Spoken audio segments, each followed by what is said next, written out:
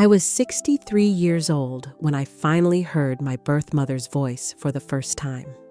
After nearly 6 decades of wondering, searching, and sometimes giving up hope entirely, that phone call changed everything I thought I knew about love, loss, and the power of never letting go. My story begins in 1962, when I was just 5 years old, sitting on the front steps of our little house in Ohio.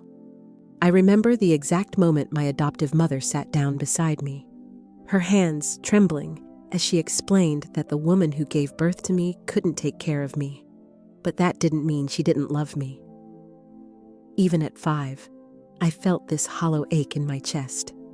Not because I didn't love my adoptive family, but because there was this missing piece of me floating somewhere out there in the world.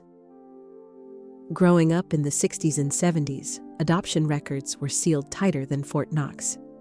There were no DNA tests, no internet searches, no social media connections.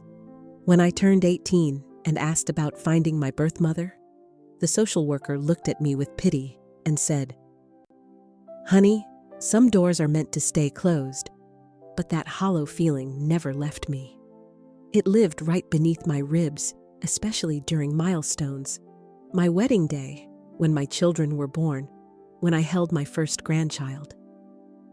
In those moments of pure joy, I'd find myself wondering if she was somewhere thinking about me too. I started my first real search in 1985 when my daughter was born.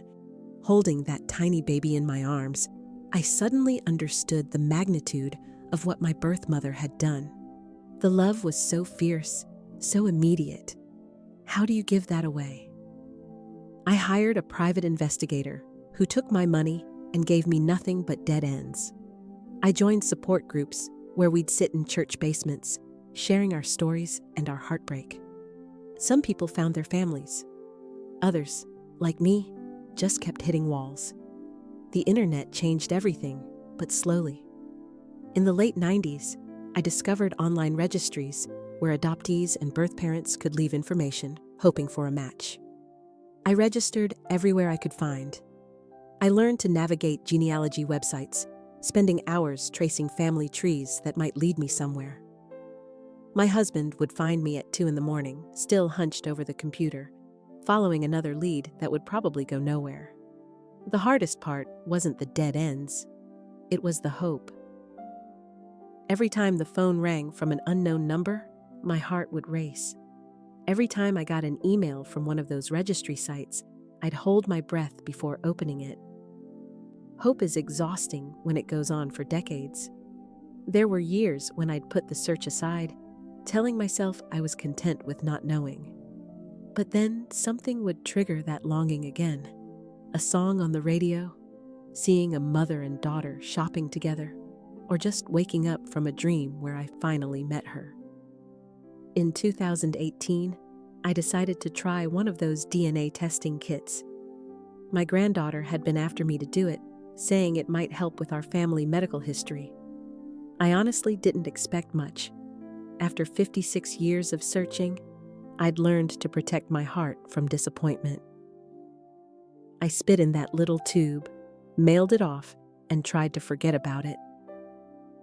3 months later, I got an email that made my hands shake so badly, I could barely read it. The DNA site had found a potential match. A woman who could be my half-sister. Her name was Linda, and according to the family tree she'd built, her mother would have been the right age to be my birth mother in 1957. I stared at that email for an hour before I had the courage to reach out to Linda. When I finally sent that message, explaining who I thought I might be, I felt like I was jumping off a cliff. What if she didn't want to be found? What if her mother, my possible birth mother, had never told anyone about me? Linda responded within hours. She said her mother, Dorothy, had always wondered what happened to the baby girl she'd given up for adoption in 1957. She'd never stopped thinking about me, never stopped hoping I was happy and loved. Dorothy was 84 years old and living in a care facility in Michigan, but her mind was sharp, and she wanted to talk to me. The night before that first phone call, I couldn't sleep. I kept thinking about all the conversations I'd imagined having with her over the years. What do you say to someone who gave you life but had to give you away? How do you bridge 58 years in a single conversation? When Dorothy's voice came through the phone, soft and gentle, with just a hint of a Michigan accent, the first thing she said was, "I have thought about you every single day since the moment you were born." I started crying so hard I couldn't speak. She told me she'd named me Sarah, that she'd held me for 3 days before the adoption, memorizing my face.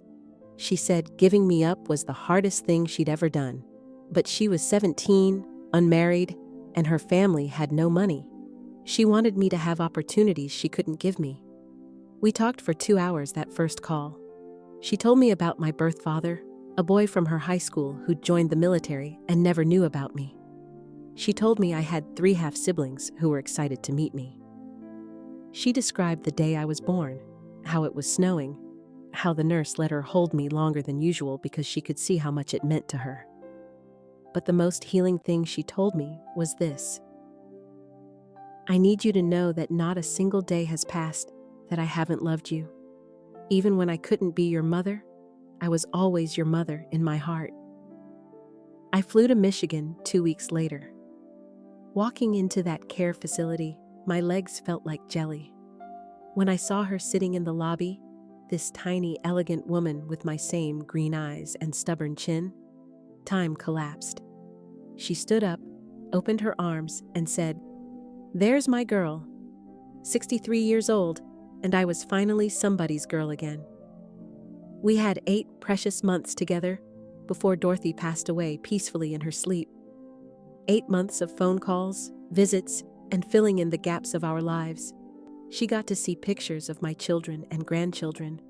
I got to hear stories about her life, her struggles, her joys.